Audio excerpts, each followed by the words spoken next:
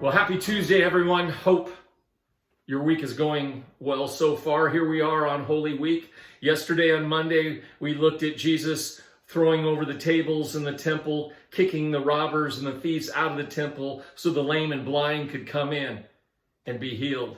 Jesus was pretty fired up on Monday. He's not making too many friends with the religious leaders. Now on Tuesday, it's a day of confrontation.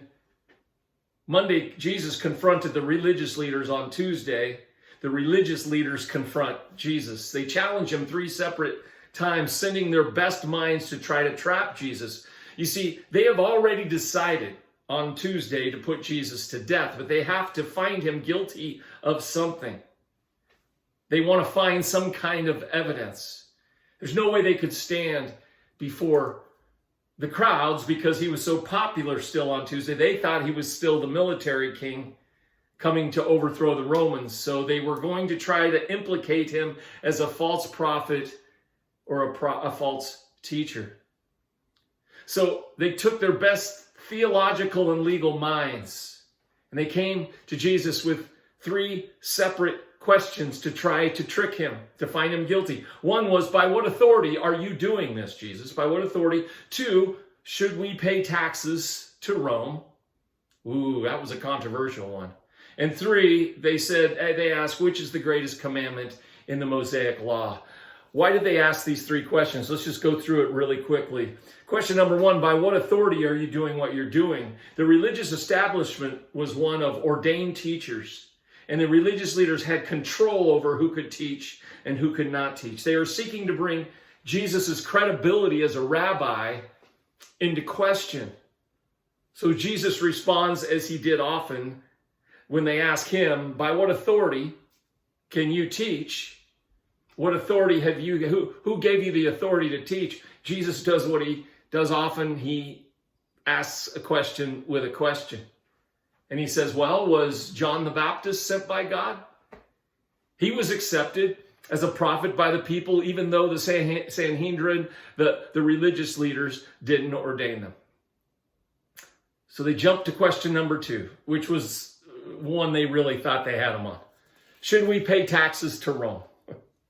This was a hot button issue if there ever was one. The Jews despised the Romans, hated that they were in their territory, just desecrating their land.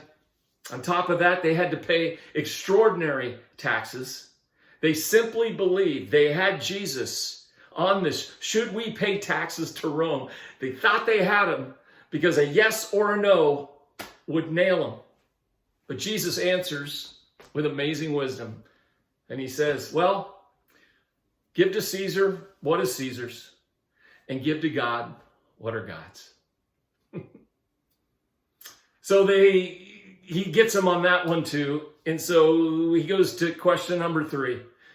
After saying, render to Caesar the things that are Caesar's and to God the things that are God's. After that, they go, well, we got one more question to get him on. And they really thought they had him here. Because they said, which is the greatest commandment in the Mosaic law? Well, they thought they had him because there were 613 commands in the Old Testament. If Jesus just chose one out of 613, surely he would alienate those who disagreed with him. And so Jesus sums it up, which is so beautiful, which is really should be the vision of every church, of every Christ follower. He sums up the Old Testament law with the greatest and second greatest commands. Love God and love others. Mic drop. 3 challenges, 3 utter defeats. These religious leaders had such arrogance because they thought they could outsmart the Son of God. And this is what Matthew records. Matthew records after Tuesday, it says, no one was able to answer him a word on these questions, nor did anyone dare from that day on ask him another question. Well, you know, Jesus doesn't just know everything. He knows everything from a divine perspective, which really allows us to be able to trust his wisdom, which is so much greater than man's wisdom. And as Paul wrote, the foolishness of God is wiser than men. So on this Holy Week, as we lead into Good Friday and the celebration of Easter, it's so interesting. Jesus rides triumphantly and humbly and prophetically on a donkey.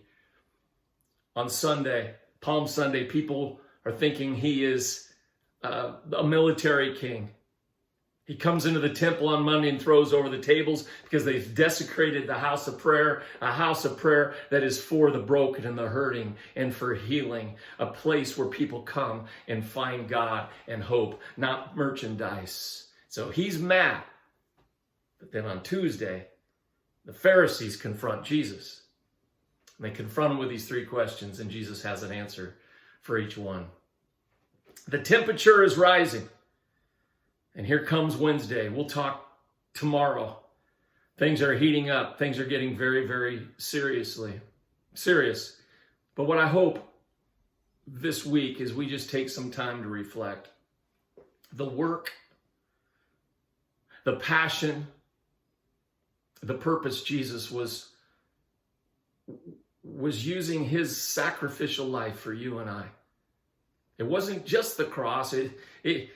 Everything he did, there was confrontation. There was anger. We will see there will be violence, and he did it all for you and I. What a wonderful Savior. Let's take some time each day this week to reflect on his goodness. The religious leaders were doing everything to find him guilty. They couldn't, and as we know, they still killed him. But what a wonderful Savior who loved us this much. Join me tomorrow. We'll look at what happened on Wednesday, on Holy Week. And again, I'll just remind you, I hope you join us on Friday at 4 p.m.